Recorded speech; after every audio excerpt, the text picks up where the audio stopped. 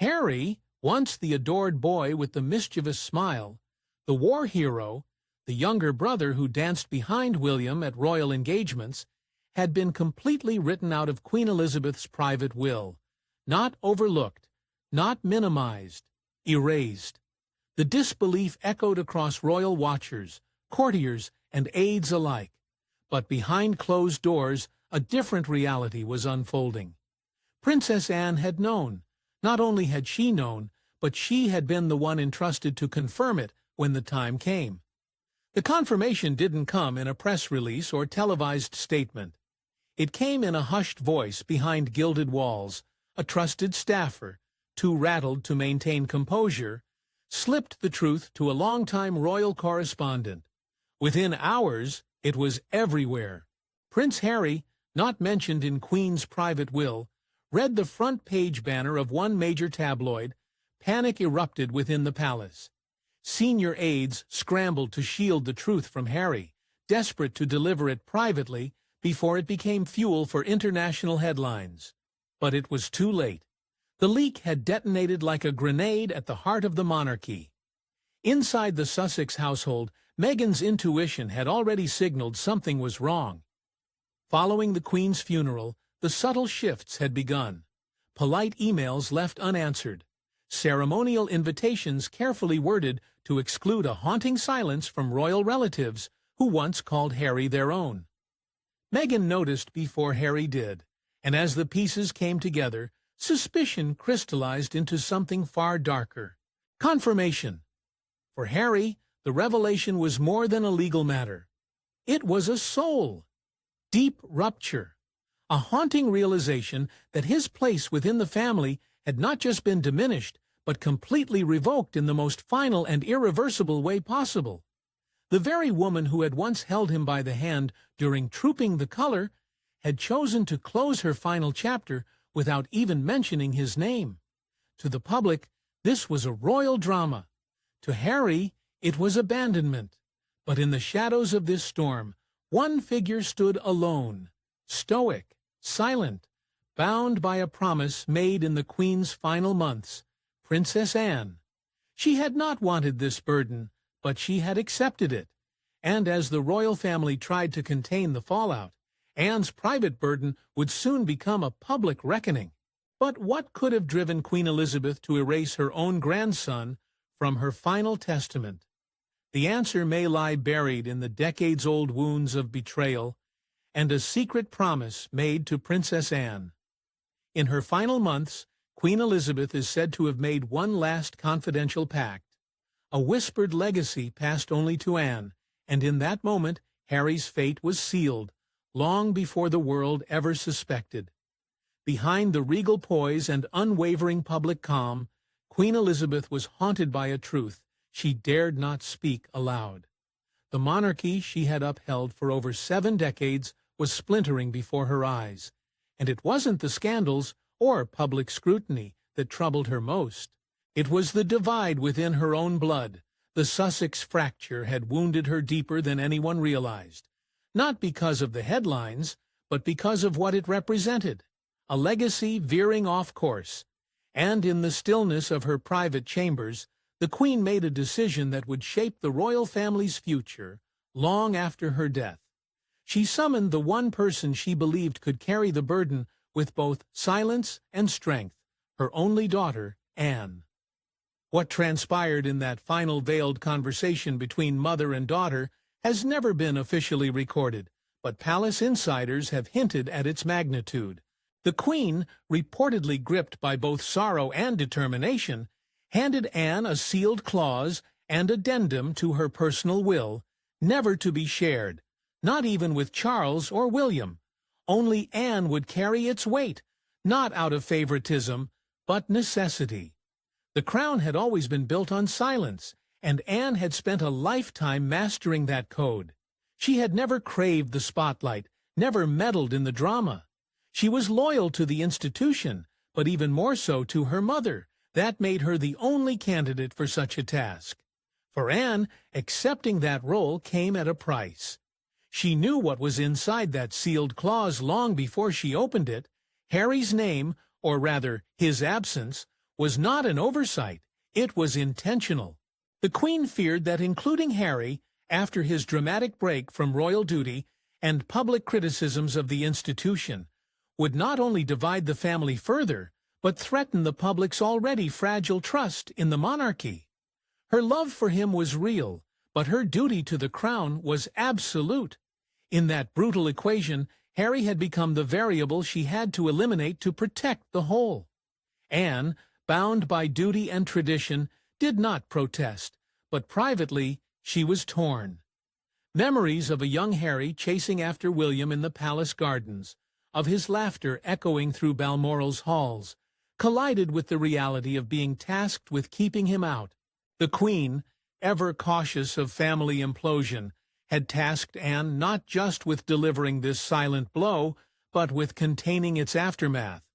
Anne's role wasn't just to keep a secret, it was to stop a war from igniting within the very walls of the monarchy. In the days following the Queen's passing, Anne clutched that sealed clause like a curse. The others moved through grief with ceremonial dignity, but Anne held a secret that threatened to blow it all apart. She knew the time would come when silence wouldn't be enough. She could delay the reckoning, but not prevent it. Because secrets of this scale never stay buried forever. But even Anne couldn't contain the storm once Meghan discovered the Queen's betrayal and made sure Harry heard it from the press before he ever heard it from family. When Meghan realized the truth, she didn't weep, she fought. A leak from inside the palace would become her revenge, but she never expected the fallout to hit Harry harder than anyone else. It began with a simple mistake, a forgotten email thread left exposed on a shared staff account. Meghan hadn't been looking for it. She had long stopped expecting kindness or transparency from the palace. But when a friend in the press tipped her off about chatter surrounding the Queen's private will, she followed the thread like a blood trail. Buried among dozens of routine logistics and protocol memos was a casual line from a senior aide. Anne has confirmed no mention of Harry in the sealed clause. A second aide had replied, "Best to keep this quiet for now. Timing is delicate." That was it. No explanation, no concern, just a cold clinical confirmation.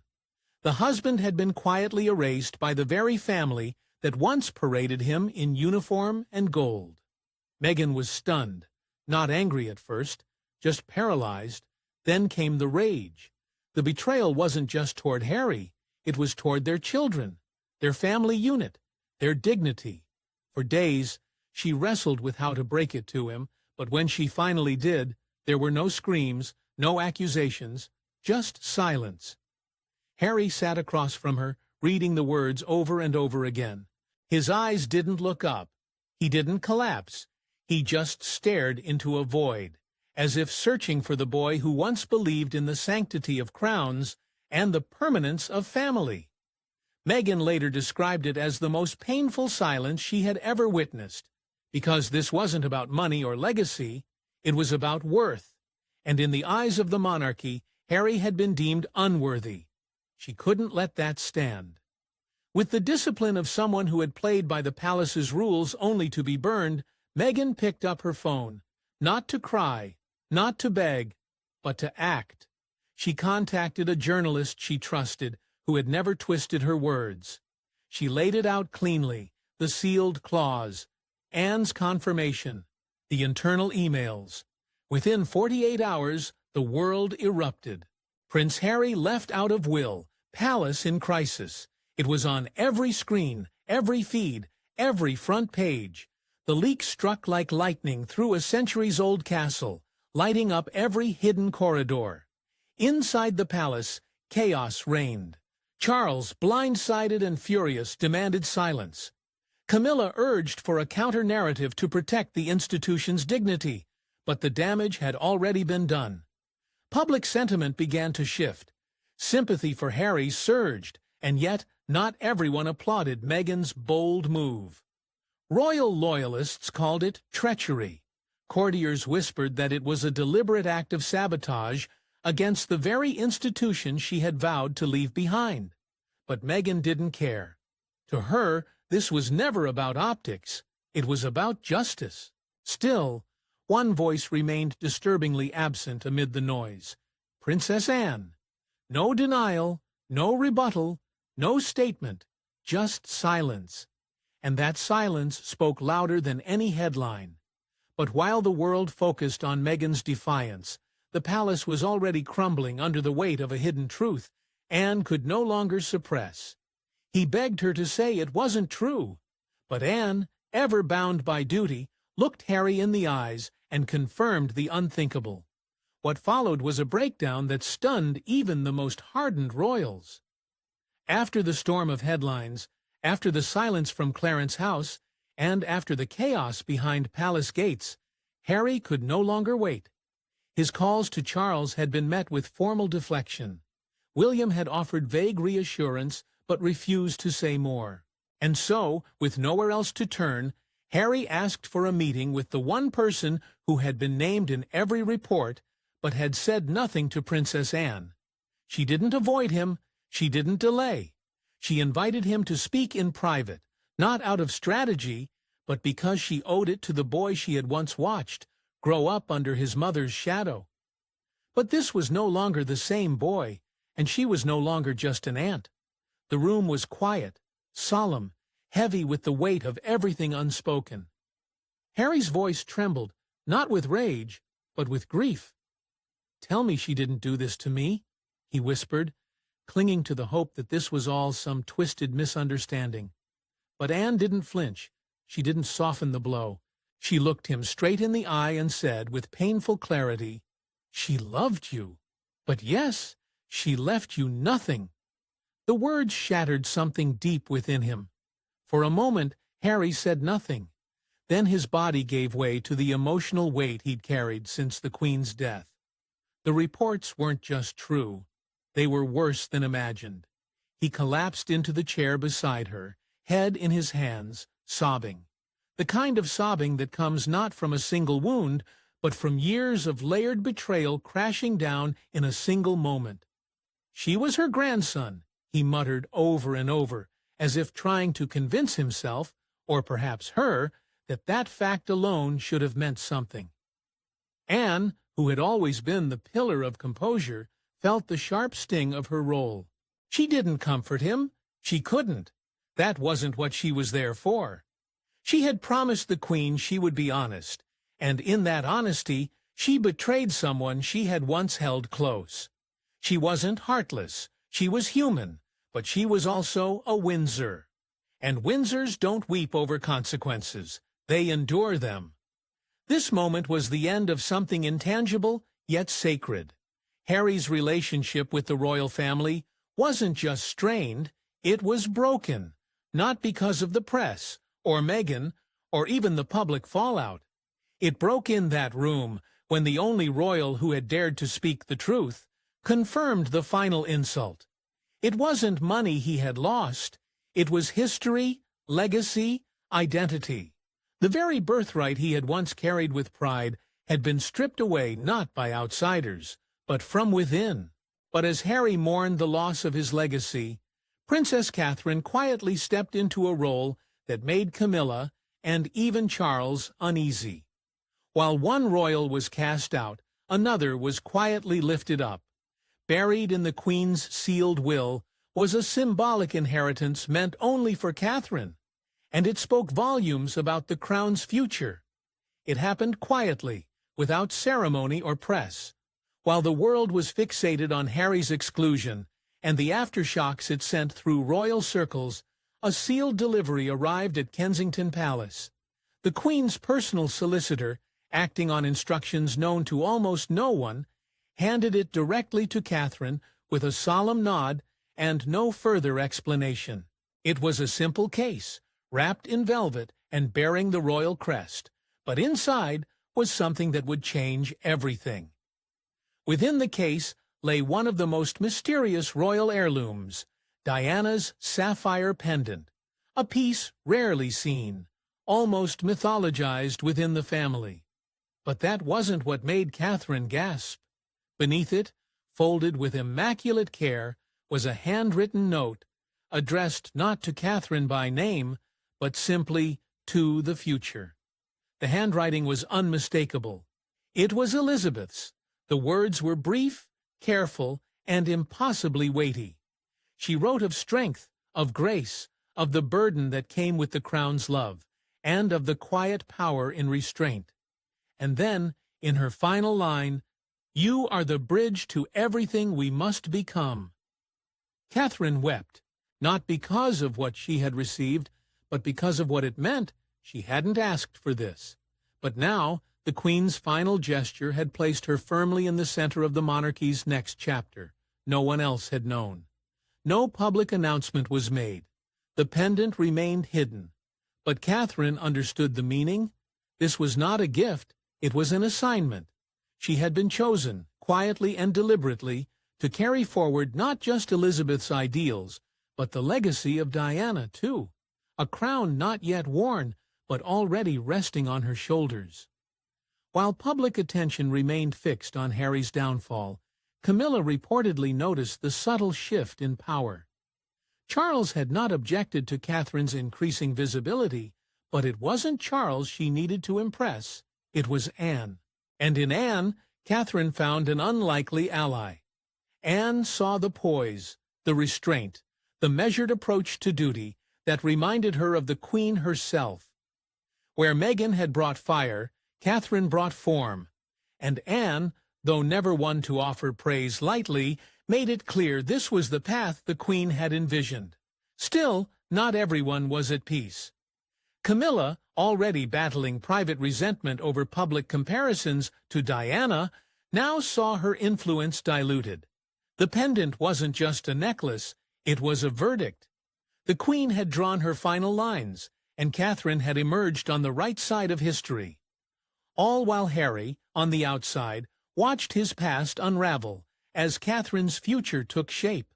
2 grandchildren, 2 destinies, one left behind, the other raised in silence to carry a future that no longer exists, the future that no longer belonged to them both.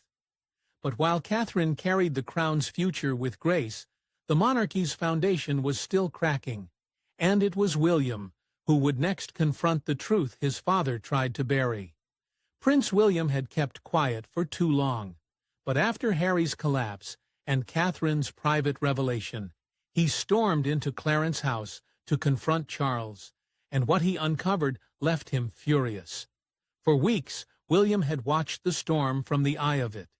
He had tried to play peacemaker, tried to stay neutral, but neutrality was no longer an option.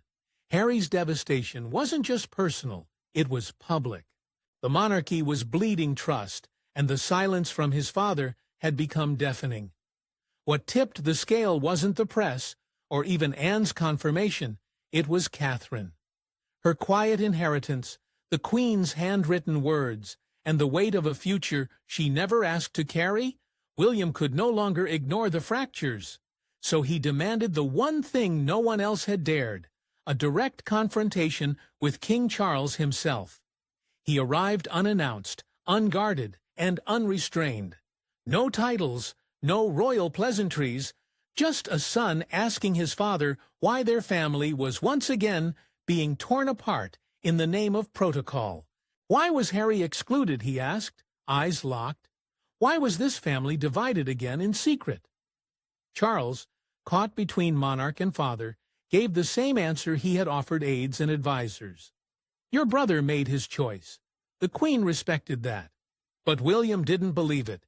He saw it for what it was. A pre-packaged line. A justification too clean, too rehearsed. He wanted the truth. Not the one that had been rehearsed in staterooms, but the one buried beneath decades of wounds. In the heat of the exchange, William turned to his father's own history. The years of misunderstanding between Charles and the Queen, the moments of public failure and private disappointment. William reminded him that he, too, had once felt abandoned by the very institution he now claimed to defend. But Charles didn't waver. He insisted the Queen made her decision with full awareness and clarity, that it wasn't about punishment, it was about preservation.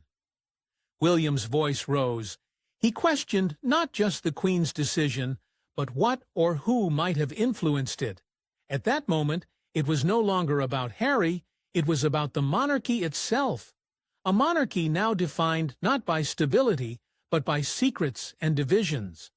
As tensions escalated, Camilla attempted to intervene, urging calm and restraint. But Anne, who had arrived quietly midway through the conversation, spoke only once, and that was to shut Camilla down. "Let them finish," she said. Her tone was cold. In the final, the conversation ended without resolution. There were no apologies, no reconciliations, just a chilling realization. If even the future king no longer trusted the institution's inner workings, what hope was there for those outside its walls? William left with more questions than answers, and a growing fear that the monarchy he was set to inherit was already beginning to rot from within. And just when it seemed the damage had peaked, a final envelope emerged, one that changed everything they thought they knew about Queen Elizabeth's intentions.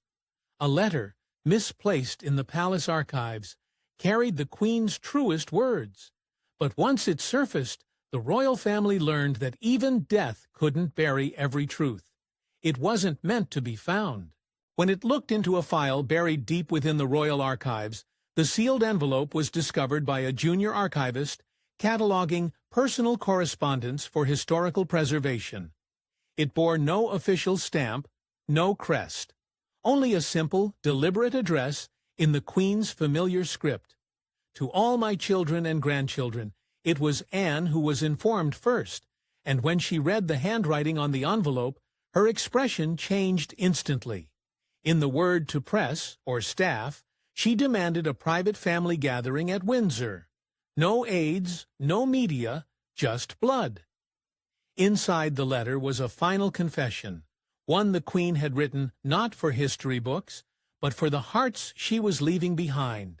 She spoke not with the voice of a monarch, but of a mother and grandmother who had watched her family fracture beneath the weight of expectation, pride, and silence. She admitted what no royal had dared say out loud, that her will, though precise in its structure, had been a compromise with duty, not a declaration of love. She hadn't excluded Harry to punish him. She had done it to protect the crown from further collapse. But in doing so, she confessed, she feared she had lost something more valuable: trust. Each word struck with the force of a lifetime of restraint unraveling in ink. She wrote of watching her sons fight silent wars across decades, of seeing her grandchildren drift into public battlegrounds disguised as interviews and headlines. She reflected on Anne's unwavering sense of duty, William's strength, Catherine's grace, and yes, even Harry's fire. She admired his courage, even if it cost them peace. But the Queen had always believed that a monarch must sometimes sacrifice personal desire for institutional survival. And in that cold arithmetic, Harry had been the greatest loss. The family sat in stunned silence. For some it was vindication, for others, unbearable weight. Harry reportedly left halfway through, unable to listen any longer. Not out of disrespect, but heartbreak. The words he had longed to hear, confirmation of love, understanding, remorse, had come too late. The Queen's final line was the most devastating. "I hope you forgive me, even if you never understand me." No one spoke after the letter was finished. Anne folded it back into its envelope, her fingers trembling just enough to betray the cost of what she had carried alone. Charles reportedly said nothing for several minutes. William sat staring into the distance. For Harry, the Queen's letter was not closure. It was an echo, an apology never spoken in life. A truth revealed when it could no longer change anything. And that truth would haunt them all, but forgiveness would not come easily. And for Harry, it meant walking away from the monarchy one final time, on his own terms. For Harry, the final break wasn't just from the will. It was from the idea that he ever truly belonged. As he vanished from royal life, he left behind a family still haunted by what could have been. The letter was the last straw. Whatever thread of hope Harry had been clinging to was severed in that quiet room in Windsor. The Queen's final words, though dressed in regret, offered no redemption. They explained her decision, but they didn't heal it. And Harry, once the boy who walked behind Diana's coffin with the weight of a kingdom on his shoulders, now carried a different burden. The truth that even in her final act, his grandmother chose the crown over him. The damage was done. The pages of the monarchy had turned without his name printed on them. He didn't protest, he didn't lash out. He simply disappeared. Quietly, but firmly, he declined every royal invitation that followed. No Easter service, no summer garden parties, not even the discreet memorial gatherings held in Balmoral. Even when asked to attend private family events with no cameras, no press, he said no. Not out of bitterness, but out of clarity. The illusion of family had finally been shattered. What remained was ceremony, tradition, and silence. And Harry no longer wanted any part of it. Meghan, who had once been blamed for pulling him away, was now the only person holding him together. She became his confidant, his anchor, the only one who never asked him to choose between truth and loyalty. His relationship with William remained strained, if not broken. Words between them, when they came at all, arrived through legal intermediaries, brief, emotionless, transactional, not brothers, not even friends. Just two men raised in the same storm, now walking different coasts of the same fractured empire. Every effort to reconnect was met with hesitation, hesitation that grew into distance. For William, duty demanded discretion. For Harry, dignity demanded distance. Anne, who had carried her mother's secrets and endured Harry's heartbreak, did something no one expected. She sent Harry a handwritten note. Short, simple, honest. "You were loved," it read, "but the crown is merciless." No explanation, no apology. Just a truth that Harry had always sensed, now laid bare by the only royal who had dared to meet him eye to eye. Public sympathy shifted. The same press that once vilified Harry now softened. Stories of his rejection by the monarchy stirred unease across the Commonwealth. Supporters began questioning the values of an institution that could discard one of its own so coldly. But inside the palace, fear was mounting. Not for Harry, but for the monarchy's image. Because when a system designed to protect tradition is seen turning against its own blood, the world begins to wonder if the tradition is worth protecting. In the most symbolic gesture yet, Harry reportedly opened a chest containing his personal heirlooms. Inside was a royal crest embroidered into a ceremonial uniform gifted to him after his first overseas tour. And in silence, he removed the crest. Not in anger, but in finality. It was no longer his, it never had been. And yet, just as the monarchy seemed poised to harden its heart forever, a final twist awaited one last revelation Anne had kept hidden, even from the king. In a quiet interview meant to honor her mother's legacy, Princess Anne uttered a sentence that stunned the nation, and finally set Harry's heart free. It wasn't scheduled to be headline news, it was meant to be a reflective piece, an intimate, respectful conversation marking 1 year since Queen Elizabeth's passing. The BBC correspondent had been chosen carefully, someone trusted by the firm, someone who knew where the lines were drawn. But what no one expected was that the most private royal of them all, Princess Anne, was about to cross one. As the interview unfolded with calm recollection and guarded warmth, the host delicately approached the topic of the Queen's will, expecting little more than the familiar refrain about legacy, service, and continuity. But then, with a tone that carried both exhaustion and resolve, Anne said, "The Queen wanted reconciliation. She just ran out of time." The room fell into stunned silence. The interviewer, visibly caught off guard, asked for clarity. Anne didn't hesitate.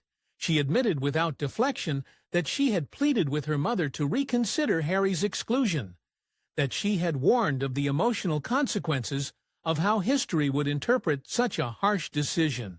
But the Queen, always ruled by duty before emotion, refused to alter the final draft, not because she didn't love Harry, but because, in her words, he left the path, and the path must endure. Then came the most jaw-dropping revelation, and disclosed that the Queen had written one final document left unsigned in her private study. A symbolic gesture meant for Harry, not a legal amendment, but a personal testament that acknowledged his role in the family and included a single powerful phrase, "No matter the path, you remain a part of me." It was never delivered. It remained in draft form until after her death, when Anne found it among her mother's belongings, folded and tucked beneath a photo of Harry as a boy. The public's reaction was instant and emotional. Social media exploded with messages of heartbreak and fury. Commentators debated the Queen's legacy in a new light. Sympathy for Harry surged like a tidal wave across the globe. It wasn't just about inheritance anymore. It was about identity, forgiveness, and the painful rigidity of tradition. Harry, watching from afar, reportedly broke down when he heard Anne's words, not out of anger, but release. The burden of not knowing, of forever questioning if he had been unloved, was finally lifted. Not resolved, but lifted. Anne closed the interview with a line that echoed through the nation like a bell tolling through fog. "We lost more than just a prince. We lost our bridge to the future." It wasn't a condemnation of the monarchy, but a warning that in its pursuit to survive, the crown had overlooked the one soul who might have helped it evolve, and in doing so, had fractured something it might never regain. And with that, the crown marches on, but forever changed, because behind the glamour and gold, the real royal legacy may be the heartbreak no one ever wanted to face. Thanks for watching. Don't forget to like and subscribe, and we will see you in the next one.